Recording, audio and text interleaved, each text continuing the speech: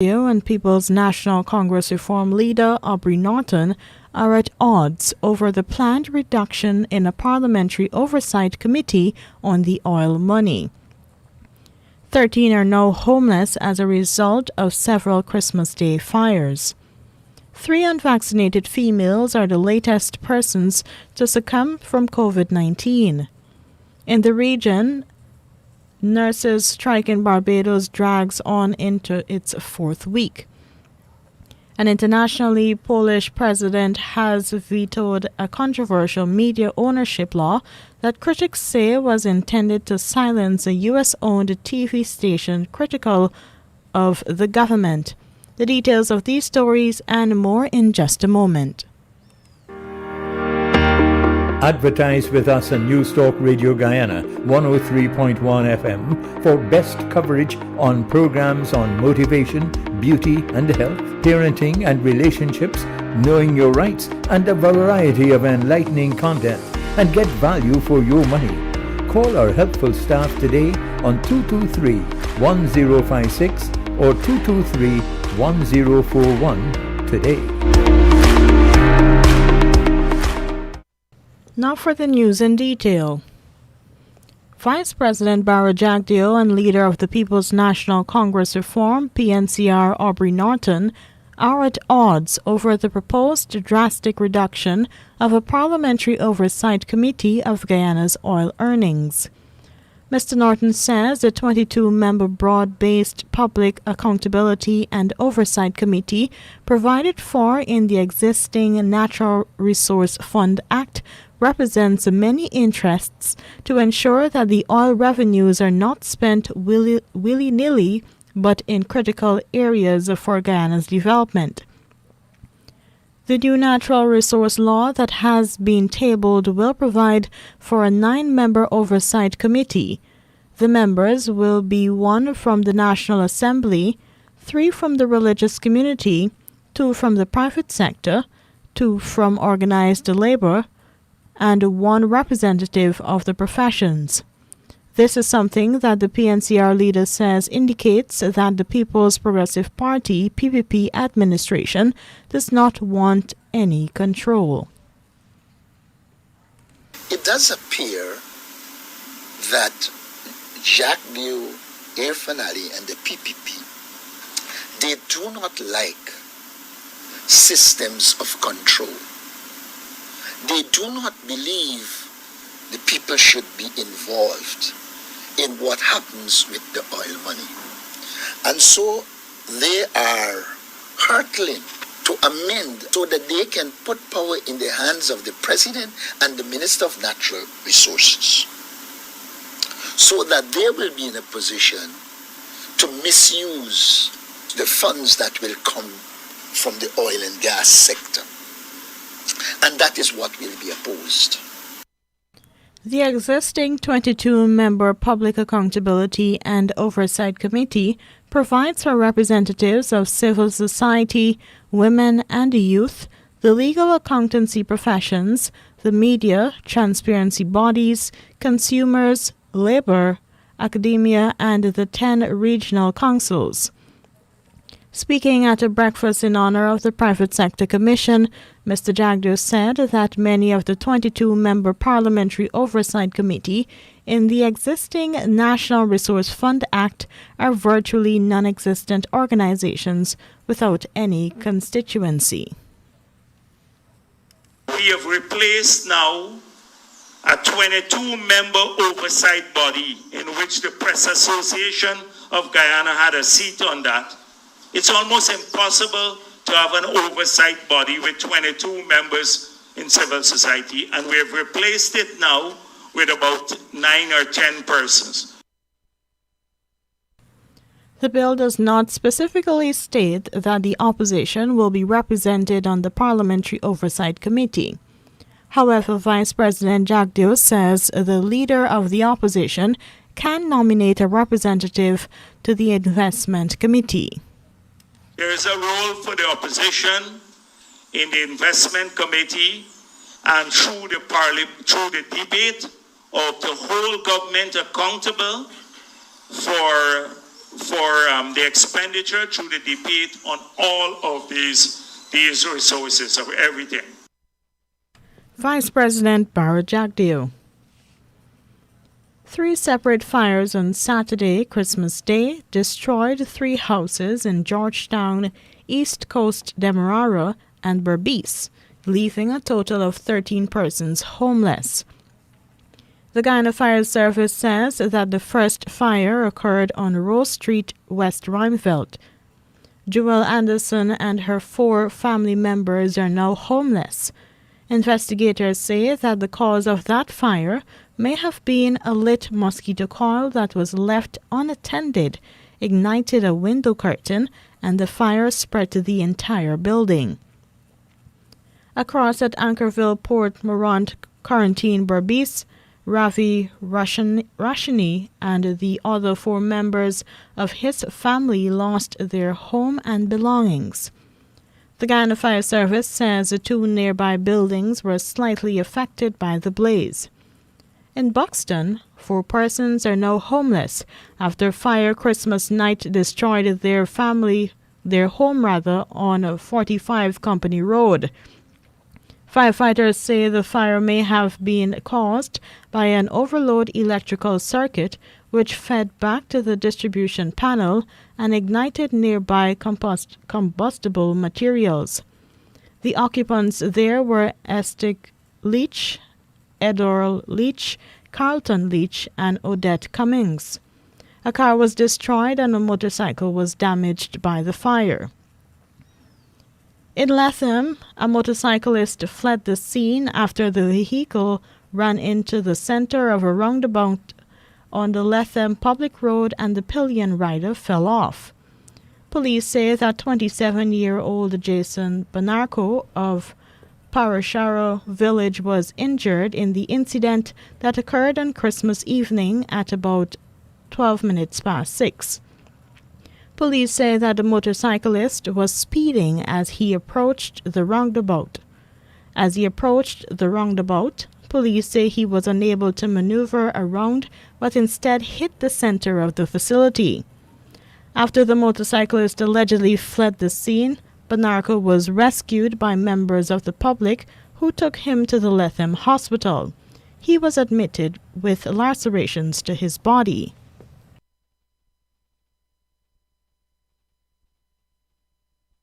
The Ministry of Health says 3 unvaccinated females lost their lives to COVID, bringing the death toll to 1,048. The 3 women, 1 from Demerara Mahaica, is 84 years, and 2 from East Berbice Quarantine, ages 76 and 69. The ministry's data shows that 21 new cases of COVID were recorded for yesterday, 7 seriously sickened in the COVID ICU, while 30 others are being treated in hospitals. The ministry says there are 697 persons who tested positive and are instructed to isolate themselves at home. As of Christmas Eve, the official records show Guyana administered 410,076 first-dose COVID vaccines to adults and 293,260 adults are fully vaccinated. There are 30,196 children ages 12 to 17 years old partially vaccinated and 21,503 fully vaccinated as of Christmas Eve. Now for the news in the region, the Caribbean Community CARICOM says it is profoundly saddened by the death of Archbishop Emeritus Desmond Tutu of South Africa. The regional grouping says Archbishop Tutu's strong moral voice was a very significant factor in the successful struggle against the brutal racist policy of apartheid in his homeland. CARICOM says his compassionate leadership of South Africa's Truth and Reconciliation Commission during the sensitive transition period that followed the end of apartheid further elevated his national and global esteem. According to CARICOM Archbishop Tutu, a noble will be remembered as an indefatigable fighter for human rights, justice, equality, and environment, whose unquestioned integrity cements his legacy as a global icon. CARICOM extends its deepest sympathy to the family of Archbishop Tutu and the government and people of South Africa on the loss of one of its greatest sons. In Barbados, hopes for an end to the impasse between striking nurses and government by Christmas have been dashed. Head of the Unity Workers Union, Senator Caswell Franklin, the man who has led the 3-week-long industrial action, told the Barbados nation that plans for an intermediary to broker a peace have fallen through. Franklin says a meeting was scheduled for 9:30 a.m. on Christmas Eve. However, he says half an hour before the scheduled start time, he received correspondence from Minister of Health and Wellness Jeffrey Bostick that Prime Minister Mia Amor Motley would sanction the meeting on condition that the striking nurses returned to work. The outspoken trade unionist made it clear that this was not something he was prepared to do, and therefore the industrial action would continue into its 4th week. In Trinidad and Tobago, an interagency task force has taken 36 guns and hundreds of rounds of ammunition off the streets. We got the details from TT News.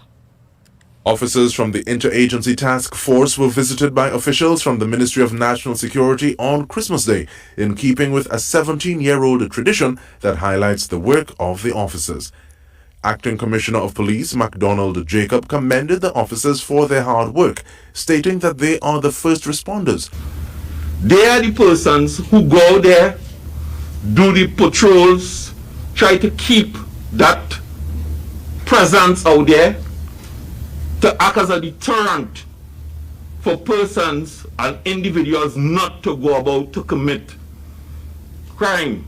I talk about serious violent crime.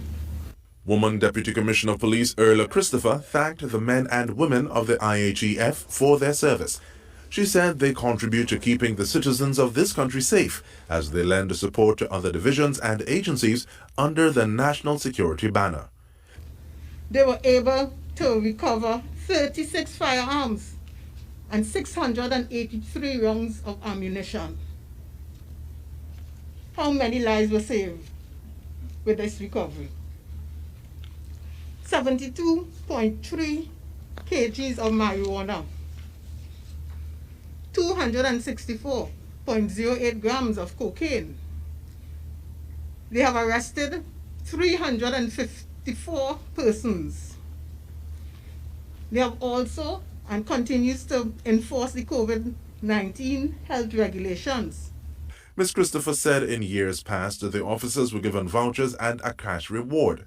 But Minister of National Security Fitzgerald Hines said the work that the officers do on a daily basis goes beyond financial gain. So because I know what you earn, whether you are constable, corporal, sergeant, inspector, lance corporal, warrant officer, all up the road, doesn't matter.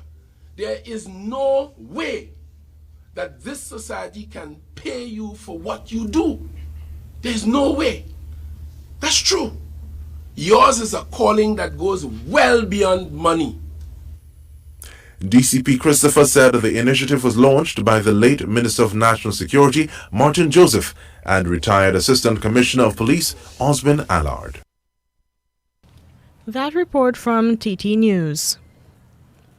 Antigua and Barbuda and China are heading into Phase 2 of their agricultural cooperation program.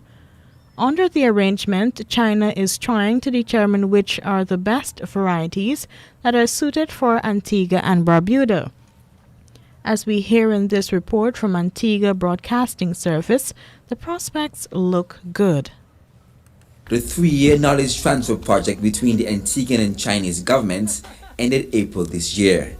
It saw experts from Yong Longping High-Tech Agricultural Company working closely with local stakeholders to see which crop varieties work best in Antigua and Barbuda. We recognize that there are many other crops that we do not generally grow, that our environment can grow. Agriculture Minister, the Honorable Samantha Marshall, says these include broccoli and cauliflower, which the Chinese harvested at Greencastle Agricultural Station March this year. I think those produce came out just as good as anything, even better to me than what we import. And what we recognize is that there is a period that it is best grown at.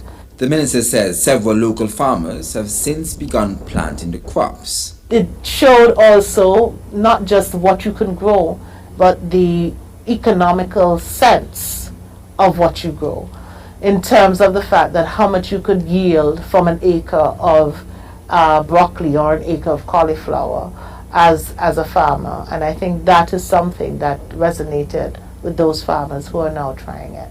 She says the government has recently written to finalize the project's new phase. We had some negotiations because we didn't want anything as a repeat of what had happened, but we wanted to build on what we were doing. And so there were some negotiations back and forth, and we have now come to our final. The new phase could begin as early as March 2022. Jamie J. O'Shea, ABS News. And lastly, in the region, the United States Virgin Islands Senate has stripped Senator Marvin Blyden of his majority leader position.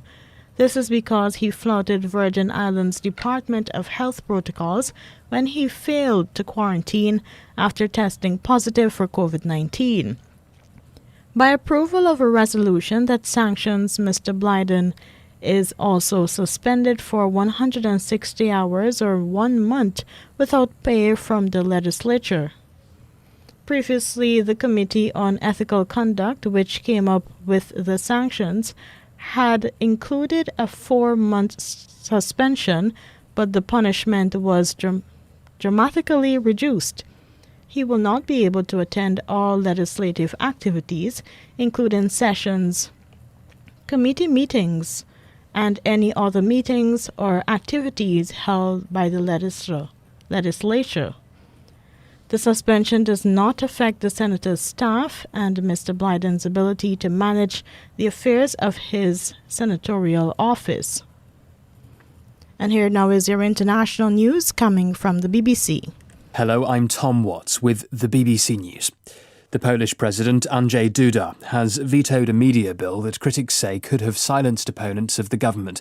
The European Commission had condemned the proposal, which its opponents said was targeting the US-owned news station TVN. From Warsaw, here's Adam Easton. President Duda said the legislation raised doubts about the protection of property rights and media freedom in Poland. He said signing it into law would impose considerable costs for the country. Parliament's approval of the bill earlier this month was strongly condemned by the US State Department, which called on President Duda to protect free speech and American business interests. The government dislikes the overwhelmingly critical coverage it gets from TVN's news channel, and many here thought the legislation was designed as a tool to silence that critical voice. A court in Russia has increased the prison sentence of a prominent historian. Yuri Dmitriev had been working on exposing horrors from the Soviet era. From Moscow, here's Steve Rosenberg. This case has dragged on for 5 years. Last year, he was sentenced to 13 years in prison, having been convicted of sexually abusing his adopted daughter. Charges, he insists, were fabricated. Today, that was extended to 15 years. A court found him guilty of taking indecent images of a child and illegal possession of parts of a firearm.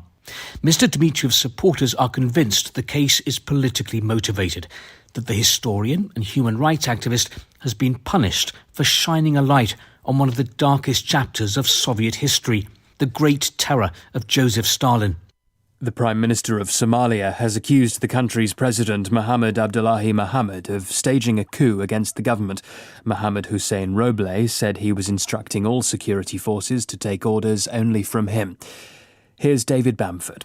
President Mohamed accused the Prime Minister, Mohamed Hussein Roble, of stealing land owned by the Somali National Army and of interfering with the Defence Ministry investigation.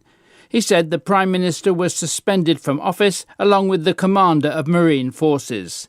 Security forces have taken up position around government offices, but government spokesmen have made it clear they intend to ignore the President. He and the Prime Minister have been at loggerheads since the President unilaterally extended his 4-year term in April by 2 years. Since then, both men have accused the other of holding up new elections. The body of a well-known Jewish therapist and children's author has been found near his son's grave. It's thought that Chaim Wilder took his own life. His death comes 2 months after he was accused in an ultra-Orthodox rabbinical court of rape and the sexual assault of minors. This is the world news from the BBC. A popular Myanmar actor who was on a wanted list of pro-democracy celebrities has been jailed for 3 years. Paing Dagun, who is also famous in neighbouring Thailand, has been active in both online protests and in-person rallies that swept the country following the military coup in February. The 25-year-old shared messages against the junta, such as "Help us stop crimes against humanity," through his millions of social media followers. One of the world's most prominent naturalists and conservationists, the American scientist E.O. Wilson, has died at the age of 92. Professor Wilson, a biologist who specialised in the study of ants, has been described as Charles Darwin's natural heir. He conducted pioneering work into the biological underpinnings of social behaviour. Speaking to the BBC in 2015, he explained his fascination with bugs. There's a special thrill of finding an ant species, and there are 14,000 of them known. Then starting to work out their biology, the way they cooperate, their caste, their nest, everything. And so there was far more mystery and more excitement and opportunity to make original discoveries with these insects. The Canadian filmmaker Jean-Marc Vallée, whose work included Dallas Buyers Club and Wild, has died in Quebec City at the age of 58. No cause of death was reported. Nominated for several Oscars, the Montreal-born filmmaker won an Emmy Award for his work on the successful television series Big Little Lies. Geologists in Iceland have warned that a series of tremors near the capital Reykjavik could herald a new volcanic eruption.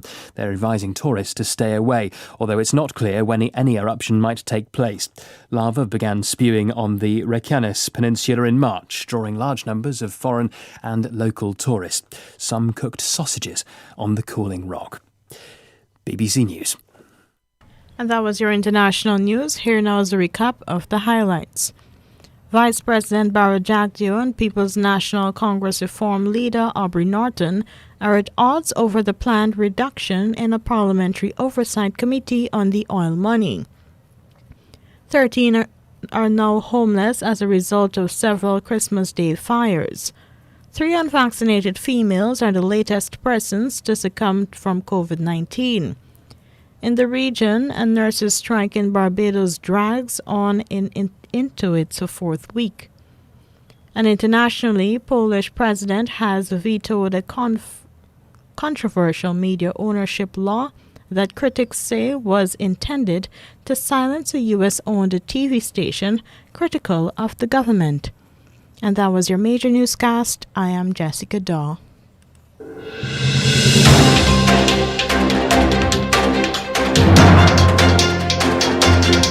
This has been the news, compiled in the News Talk Radio newsroom.